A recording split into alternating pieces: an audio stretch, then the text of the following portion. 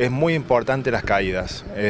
Viene, por ejemplo, demencia, viene deterioro cognitivo, viene depresión y viene caídas.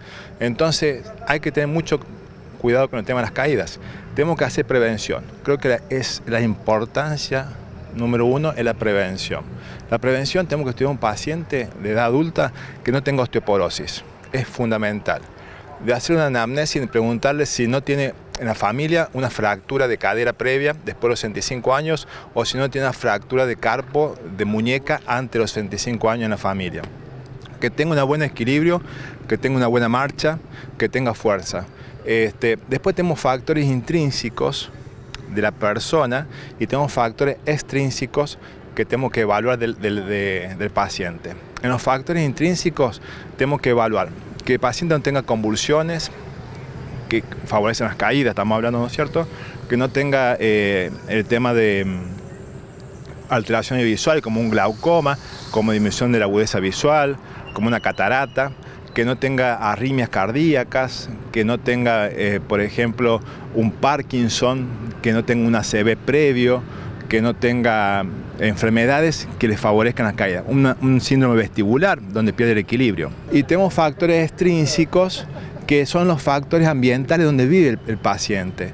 Por ejemplo, en la casa, donde tenga una buena iluminación, que no tenga un tapete, que no haya un escalón, que no haya un solo desnivel, que no use escaleras, que esté en el baño, por ejemplo, y si el paciente lo requiere, usar una agarradera de mano, porque a veces, o que se bañe muchas veces, depende del paciente, con una valoración previa médica, que se bañe sentado, porque no puede bañarse parado, o acompañado con un terapeuta, digamos, con un acompañante terapéutico, que es muy importante el acompañante terapéutico. Entonces, frente a todo eso, sabiendo los factores extrínsecos, que son ambientales, y los factores intrínsecos, que son propios de la persona, las enfermedades que nos lleva a eso, la polifarmacia también, la polimedicación, quiero decir, ¿no? Es importante también esa parte, porque hay medicamentos sedantes o hay medicamentos que nos hacen perder equilibrio. Entonces, doctor, los pacientes a los 70, 80 años, algo siempre uno acumula con los años de enfermedad, digo. ¿Qué hay que tener en cuenta quizás a los 70, 80 años? También la alimentación, complejos vitamínicos, asistir al médico más seguido. Es muy importante lo que estás diciendo. Asistir a los controles médicos es muy importante. ¿Cada cuánto, por ejemplo? Y eso depende del paciente, pero a veces debe ser semestral, trimestral, o a veces anual. Depende del paciente, de los factores de riesgo que tenga, ¿no es cierto?, para el control del paciente. Es muy importante. A veces necesita ser acompañado también, no asistir solo a la consulta, porque tiene una hipoacusia o no puede entender bien, o de repente empezó con una demencia que también favorece las caídas y no tiene buena memoria, se la anota y olvida las cosas. Entonces es muy importante acompañado al paciente, con un hijo, con alguien que lo pueda acompañar. Es muy importante. La nutrición es muy importante también. La nutrición es muy preventiva, como siempre digo, lo que yo creo, con mi experiencia, pero creo que es muy preventiva. No es que del día a la noche la alimentación no va a cambiar en algo, sino tienen que venir años previos haciendo una alimentación para no enfermar, por ejemplo, las arterias y producir una arteriosclerosis, que se producen igual muchas veces, pero hay que evitar los factores de riesgo. Entonces la alimentación no es que hoy comí bien y mañana estoy mejor. No, es con tiempo. Es muy importante eso que vos me comunicas. ¿Y los complejos vitamínicos a determinada edad? Los complejos vitamínicos son fundamentales. Hay deficiencia. Hoy en día se puede medir con el bioquímico y se ha visto deficiencia.